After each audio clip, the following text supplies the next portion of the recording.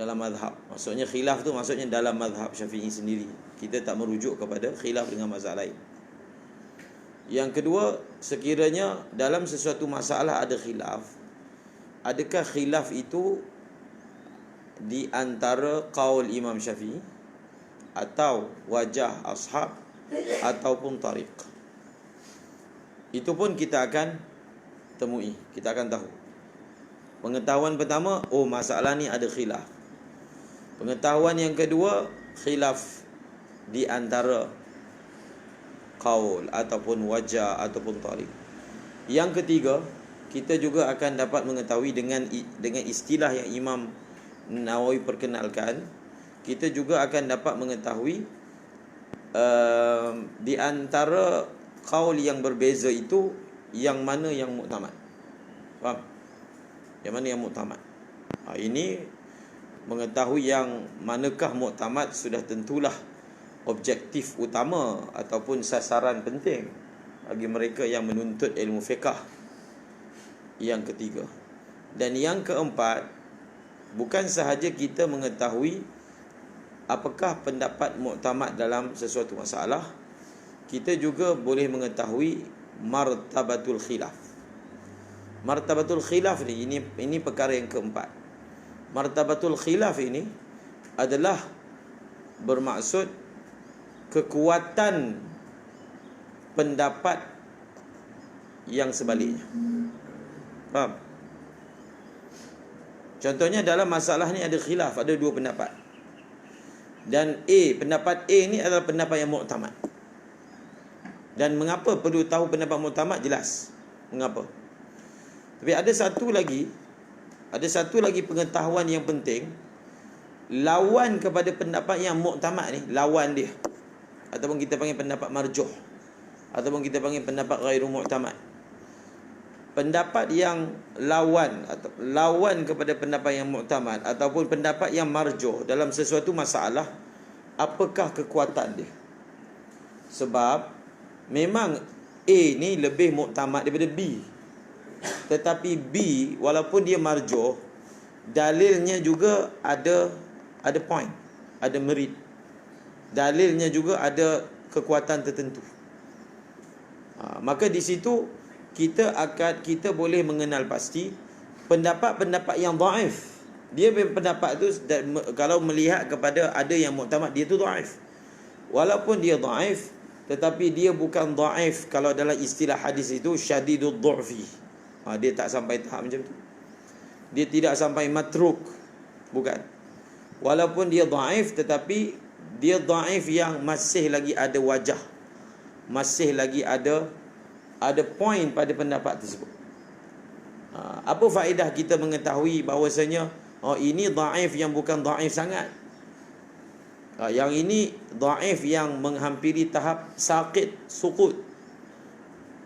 Faedah dia iaitu ketika kita membahaskan dalam bab iaitu beramal dengan qaul dhaif. Adakah boleh beramal dengan qaul dhaif? Bilakah kita mesti menggunakan qaul muktamad? Bilakah kita mesti menggunakan wajah muktamad? Dan bilakah kita boleh mengamalkan qaul dhaif? Apa syarat dia? Antara syarat mengamalkan qaul dhaif ataupun wajah dhaif, hendaklah dia itu bukan dhaif sangat. Faham? Di situlah akan berfaedah kepada satu orang mufti dalam situasi tertentu, dalam keadaan tertentu yang mungkin dilihat sebagai berfatwa dengan qaul muktamad itu akan bertentangan dengan maslahat umum, maka dia ada peluang lagi ataupun ruang untuk berfatwa menggunakan qaul yang tidak muktamad. Faham? Cuma qaul yang tidak muktamad yang dia nak pakai jangan terlalu dhaif. Jangan asalkan ada je sebut kat celah-celah mana qaul kita kata tak apa, kita fatwa. Itu tak betul. Faham? Dia ada disiplin dia. Kita lihat dapati orang yang tasahul dalam bab mengambil qaul dhaif ini, asalkan ada orang kata ulama ni fatwa begitu, bas kita amal. Sebab kita bebas memilih mana-mana pandangan. betul. Ada disiplin dia, ada kaedah-kaedahnya. Jadi kalau untuk mempelajari apakah syurut beramal dengan qaul dhaif, maka kita ada sebuah kitab yang berjudul Al-Fawaidul Makkiyah, faham? Ataupun Al-Fawaidul Madaniyah, dua kitab. Al-Fawaidul Makkiyah, faham? Fima yahtajuhu talabah Syafi'iyah. Al-Fawaidul Madaniyah, fima yufta biqawli min ulama Syafi'iyah. Itu dua kitab yang penting. Bukan, kita itu bukan hanya membahaskan tajuk ni, tapi tajuk ni ada dibahaskan di dalam kitab tersebut. Ilmu ini penting. Syurut beramal dengan qaul dhaif, dengan wajah dhaif, penting bagi seorang mufti, bagi seorang alim, bahkan orang awam secara umumnya. Antaranya adalah mengenal pasti kedudukan qaul tersebut. Faham? Jadi bagaimana kita tahu martabat dan kedudukan qaul tersebut, kuat dan lemahnya? Ialah antaranya kita akan peroleh daripada istilah-istilah dan rumus-rumus yang diperkenalkan oleh Al-Imam Asy-Syafi'i. Faham? Syafi'i, Imam An-Nawawi Asy-Syafi'i. Okey? Seterusnya, berbeza dengan kitab Muharrar fi jami'il halat, dalam semua keadaan. Berbeza dengan kitab Muharrar. Muharrar tidak konsisten. Maksudnya tidak melazimi dirinya untuk sebut perkara-perkara ini dalam semua masalah. Dan beliau tidak menggunakan istilah yang kita dapat bezakan masalah secara konsisten. Kadang-kadang boleh, kadang-kadang kita tak dapat bezakan. Jadi Imam Nawawi telah standardkan istilah, supaya istilah itu kita hanya mengetahui satu perkara yang tak ada ihtimal perkara yang lain. Faham? Maka dia lebih sesuai dengan irti kata istilah. Baca. Kadang-kadang musannif menerangkan as-sahhul qaulain. Kadang-kadang Imam Rafi menggunakan as-sahhul qaulain. Sedangkan kalau Imam Nawawi, kalau perkara itu qaul, beliau akan gunakan azhar sahaja. Tidak akan guna istilah asah untuk qaul. Dan kadang-kadang tidak menerangkan. Contoh al-asah wal azhar. Asahul qaulain, azharul wajhain. Kalau Imam Nawawi, kalau pendapat itu mu'tamad dan khilaf itu adalah khilaf jenis qaul, beliau akan gunakan al-azhar. Kalau perkara itu khilaf dan khilaf itu berbentuk wajah, beliau hanya akan menggunakan asahul wajhain. Jadi perkara itu tidak konsisten dalam Muharrar.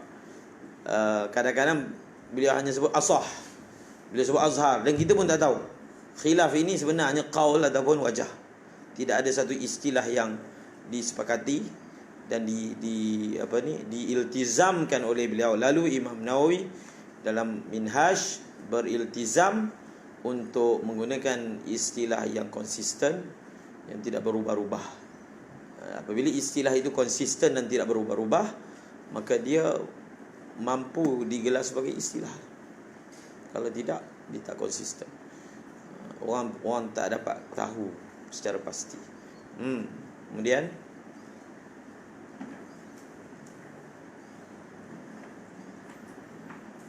Bismillahirrahmanirrahim.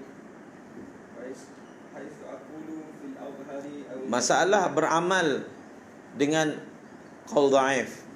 Dia ada satu lagi, masalah bertaklid dengan mazhab lain. Apa syarat dia? Itu semua ada dalam kitab Al-Fawaidul Makkiyah. Apa syarat syurutut taqlid bi madhhabil ghair? Apa syarat dia? Perlu tahu. Faham? Dalam bab fatwa, dalam bab beramal pada diri sendiri. Dan ada lagi pembahasan syurutut taqlid bi ghairil madhahibil arba'ah. Bi ghairil madhahibil arba'ah. Adakah boleh hal yajuzut taqlid bi ghairil madhahibil arba'ah? Adakah boleh bertaklid dengan selain daripada mazhab yang empat? Misalnya, itu semua pembahasan yang di bawah tajuk taklid. Faham? Ada kitab yang dikarang oleh Imam Samhudi yang bahaskan tentang taqlid. Al-Iqdul Farid fi Masail at-Taqlid fi Ahkam at-Taqlid. Al-Iqdul Farid dalam Minhaj. Jadi tengok karangan Imam As-Samhudi berkaitan dengan taqlid, ijtihad dengan taqlid. Semua masail ni perlu diketahui. Syurut dia, disiplin dia. Kita tak nak orang yang bertaklid tapi tak ada disiplin, tidak tahu usul, tidak tahu kaedah. Dia hanya bersifat tatabbu', bersifat caca marba, bersifat hawa nafs, maka tak boleh. Dalam undang-undang Malaysia pun, cuba baca undang-undang ni. Fatwa hendaklah di atas mazhab al-Imam Syafi'i. Yang muktamad dia tulis. Ayat dia. Cuba cek Akta Fatwa Wilayah Persekutuan. Teks dia macam mana? Lafaz dia.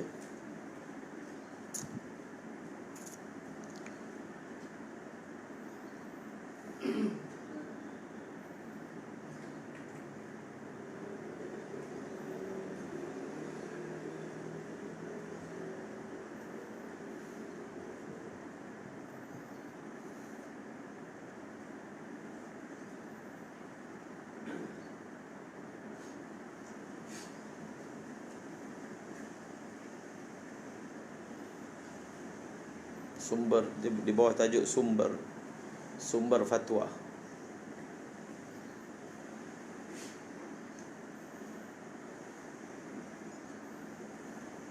Ada PDF ya.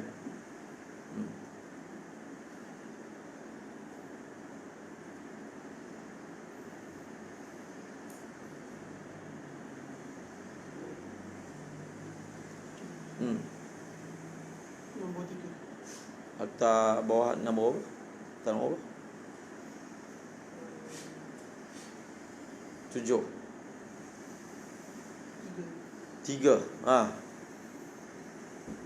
Di bawah tajuk sumber. Garis panduan pengeluaran fatwa di Malaysia. Itu akta ke? Bukan buku akta. Ada buku dia. Okey. Dalam proses mengeluarkan hukum atau fatwa, kebanyakan negeri secara lazimnya akan mengeluarkan hukum atau fatwa Itu bukan buku akta. Sekejap. Kita nak baca yang lafaz akta tu. Lafaz dia.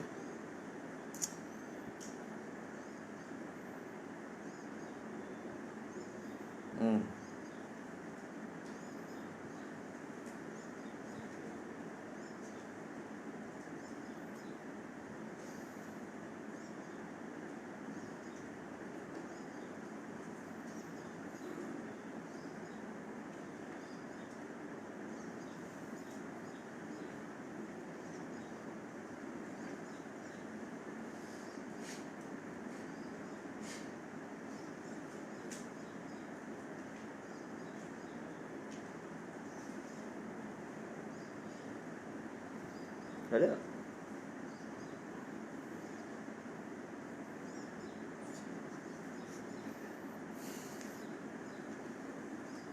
Ni.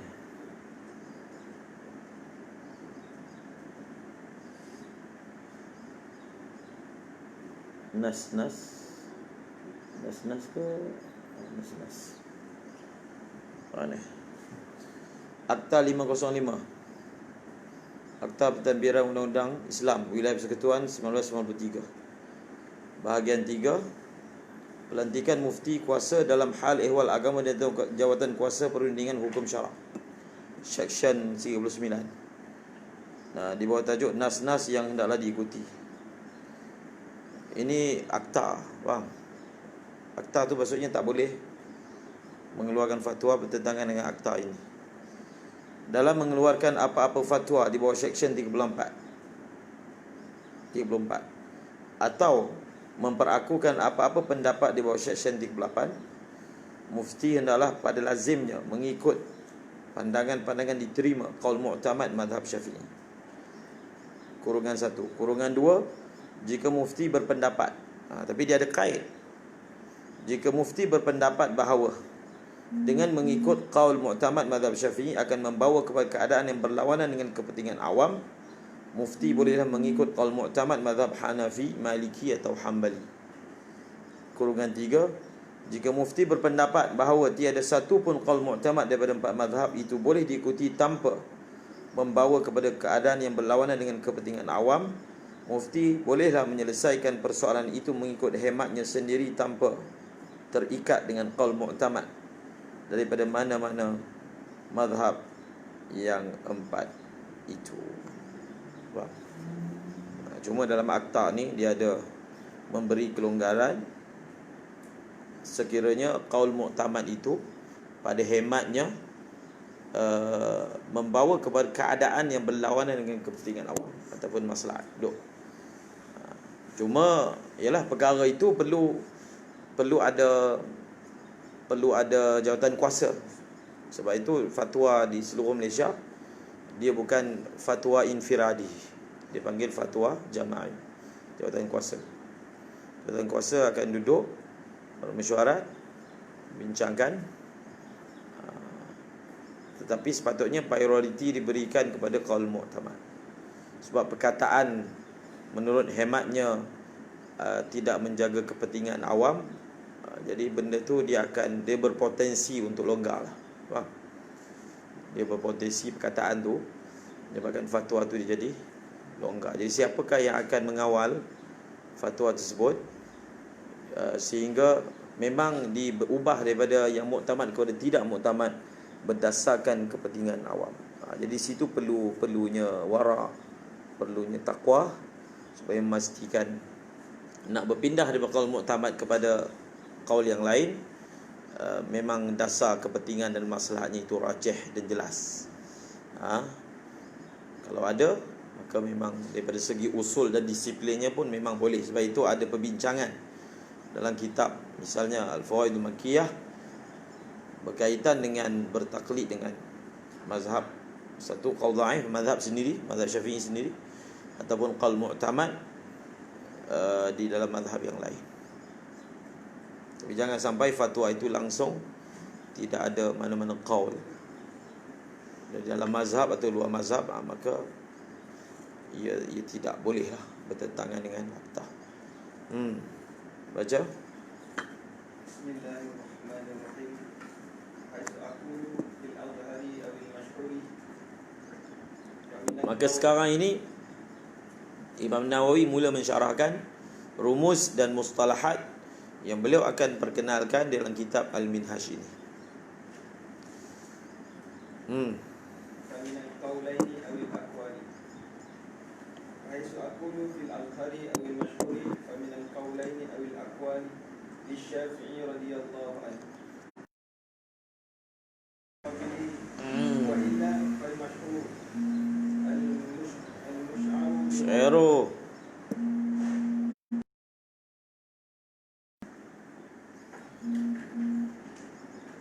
Baca sekali lagi. Fahaizu aqulu, baca dengan syarah. Dah baca dah tadi dengan syarah. Baca jemah. Kira aku berkata fil azhar. Haisu maksudnya di tempat mana? Di tempat. Haisu kan memberi makna makan. Di tempat yang aku berkata Al-Azharu. Tempat mana aku berkata Al-Azharu atau mashhur, maka dia daripada dua qaul ataupun beberapa qaul. Faham? Seterusnya Imam Syafi'i radhiyallahu anhu. Kemudian jika kuat khilaf, qawiyal khilafu kerana kuat dalilnya, maka aku berkata al-asl. wa illa Jika khilaf itu tidak kuat, maka al-mashhur. Okey, dua istilah kita belajar. Yang pertama al-azhar, yang kedua al-mashhur. Ini faedah yang sudah ada pun dicatat dalam kitab Al-I'anatul Muhtaj, diambil daripada kitab Sulam Al-Muta'allim Al-Muhtaj. Daripada al-adhhar, maka kita memperolehi yustafadu minha arba'u masail. Daripada perkataan al-adhhar difahami atau kita mengambil faedah daripada istilah ini 4 perkara, 4 masalah. Yang pertama,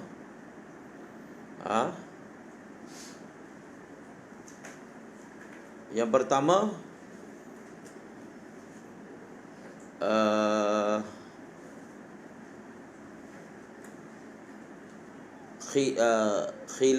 khilafiyatul masalah. Yang pertama, bila sesuatu masalah disebut saja al-azhar, kita mengetahui pertama apa dia? Masalah ini adalah masalah khilafiyah. Faham? Masalah ini adalah masalah khilafiyah. Ada khilaf. Maksud khilafiyah tu maksudnya ada khilaf. Bukan qata'. Bukan qata'. Qata' maksudnya tak ada khilaf. Masalah ini adalah masalah khilafiyah, ada khilaf. Masalah yang kedua, faedah yang kedua yang kita peroleh daripada perkataan al-adhhar, kaunul khilafi bainal qaulain. Khilaf tersebut adalah berlaku di antara dua qaul. Faham? Yang ketiga adalah rujhaniyatu hadzal qaul. Rajihnya pandangan yang disebut sebagai al-adhhar. Yang ketiga. Dan yang keempat, quwwatu dalili muqabilih. Faham? Quwwatul muqabil ataupun quwwatu dalilil muqabil. Boleh tengok ayatnya dalam bahasa Arab dalam syarah. Jadi kita terangkan, yang pertama kita tahu bila sebut al-azhar, masalah ni ada khilaf. Sekali lagi saya sebut, ada faedah kita mengetahui sesuatu masalah ada khilaf ataupun tiada khilaf. Masalah ini masalah yang maqtu' bihi. Maqtu' bihi ini bukan istilah yang mutawatir tu. Maqtu' bihi maksudnya tak ada khilaf. Tak semestinya bila benda tu tak ada khilaf dia jadi qat'i. Itu istilah lain, bukan merujuk itu. Maksudnya tak ada khilaf, tapi mungkin tahap dia zanni. Kebanyakan masail adalah zanni. Bahkan fiqh tu sini adalah zanni. Masalah itu ada khilaf. Oh, masalah ni ada khilaf. Kemudian khilaf ni di antara siapa? Dalam mazhab, kita cerita luar mazhab. Khilaf itu di antara dua qaul. Maksudnya apa? Dalam masalah ini Imam Syafi'i ada dua qaul ataupun tiga qaul. Berapa qaul itu kena tengok dalam syarah. Tapi yang pasti lebih daripada satu. Faham? Daripada perkataan al-azhar kita tidak tahu dalam masalah ini ada berapa qaul Imam Syafi'i. Tapi yang pastinya lebih daripada satu. Kebanyakannya dua saja. Faham? Kebanyakannya dua qaul sahaja. Oh, khilaf ini di antara dua qaul Imam Syafi'i. Semalam saya dah bagi tahu, ada kitab Nusratul Qaulain Ibnul Qas yang menjelaskan mengapa dalam satu-satu masalah kadang-kadang berlaku ada dua qaul daripada Imam Syafi'i. Faham? Ada dua qaul daripada Imam Syafi'i, ada dua jenis pula. Faham? Ada dua qaul daripada Imam Syafi'i, ada yang mana ada qarinah-qarinah antara dua qaul ini yang mana yang rajih. Tapi ada juga yang di antara dua qaul itu tiada qarinah-qarinah yang menunjukkan yang mana satu yang rajih. Sebab apa ada dua qaul? Bagaimana cara mentarjihkannya? Itu semua ada. Imam Nawawi dah sebut dalam Muqaddimah Majmu'. Kamu boleh tengok dalam Tuhfatul Muhtaj, dalam ibarat ni, Bayanul Qaulain yang kita baca tadi. Di situ disyarahkan apa qawaidut tarjih bainal aqwal idza ikhtalafat. Bagaimanakah ataupun apakah kaedah-kaedah tarjih yang dipraktikkan oleh ulama bila mendepani dengan qaul-qaul yang ada khilaf di antara qaul Imam Syafi'i. Ada qawaid dia. Sebab apa? Dia sebenarnya kalau nak banding mazhab Syafi'i dengan mazhab Hambali, mazhab Hambali lagi banyak. Faham? Masyhur. Mazhab Hambali masyhur bahawasanya Imam Ahmad bin Hanbal dalam sesebuah masalah ada 2 kaul, 3 kaul masyhur berlaku begitu. Faham? Maka Syekh Zahid Kausari dah bagi sebab kenapa dalam sesebuah masalah diriwayatkan daripada Imam Ahmad lebih daripada 1 kaul. Banyak. Memang terlalu banyak. Kalau kita belajar bab khilaf memang ma'ruf masalah ni.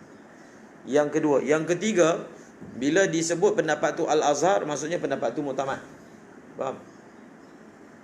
Dan bila disebut Azhar yang keempat, lawan kepada Azhar itu muqabil, kita guna istilah apa? Muqabilul Azhar. Muqabil kepada Azhar ni dia dhaif. Dia dhaif kalau nisbah kepada pendapat Azhar. Dia dhaif. Tetapi pendapat itu dia punya dalil dia tu lahu wajhun, kuat juga. Ada beza muqabilul Azhar dengan muqabilul masyhur. Maksudnya apa? Muqabil Azhar ni pendapat dia, pendapat ni dhaif min haisul madhab. Tapi kalau kita tengok dalilnya secara zat, dalilnya juga sebenarnya ada kekuatan yang tertentu. Itulah 4 perkara, 4 rumus, 4 masail yang kita dapat faham daripada istilah yang ringkas Al-Azhar. Pendek je, tapi 4 poin kita tahu. Itu yang dimasukkan istilah. Guna satu perkataan tapi dia bagi tahu 4 perkara. Ringkas. Al-masyhur pun sama. Al-masyhur ni kamu tukar yang poin nombor 4. Tukar poin nombor 4. Tukar pada perkataan quwwatu dalil muqabil, tukar dengan du'fu dalil muqabil. Itu saja tukar. Yang lain semua sama. Daripada perkataan al-masyhur diketahui bahawa masalah ini ada khilaf. Yang kedua diketahui khilaf di antara aqwal Imam Syafi'i. Dan yang ketiga rajihnya pendapat yang dilabelkan dengan al-masyhur. Dan yang keempat lemahnya pandangan muqabil bagi al-masyhur. Lemah tu yang beza dengan Azhar. Itu sahaja. Apakah dalilnya? Yang tu kena tengok. Apa dalil bagi pendapat muqabil? Dan kenapa pula pendapat muqabil ni dalilnya lemah? Apa dalil sampai kita kata dalilnya lemah? Faham? Itu semua kamu akan jumpa bila belajar dalam ahli. So kita akan baca, kita akan tengok. Bagi contoh. Dari situ kita dapat kesan bagaimana kita mempunyai kemampuan, dipanggil, dia ada satu kemampuan menimbang dalil. Yang kita belajar usul fiqh dalam bab tarajih. Dalam bab apa? Ta'arud wa tarajih. Di situ orang yang belajar kaedah ni, dia ada sehingga satu tahap, dia ada satu keupayaan menimbang dalil. Dia boleh kata dalil ni rajih, dalil ni marjuh. Tapi sebelum nak sebut dalil ni rajih marjuh, kena tahu qawaid, disiplin. Barulah orang tu boleh kata ini rajih marjuh. Kalau tak, dia taklid je. Kita kata dalil ni rajih sebab Imam Nawawi kata rajih. Itu dia panggil taklid. Faham? Memanglah taklid, mubtadi. Tetapi bila orang tu dia selalu mumarasah dan muzawalah, maka dia akan sampai dia sendiri mempunyai dzauq dan rasa untuk menimbang bahawasanya masalah itu dalilnya dhaif ataupun dalilnya kuat. Wallahu a'lam bissawab wa ilaihil marji wal ma'ab. Subhanallahi wa bihamdihi.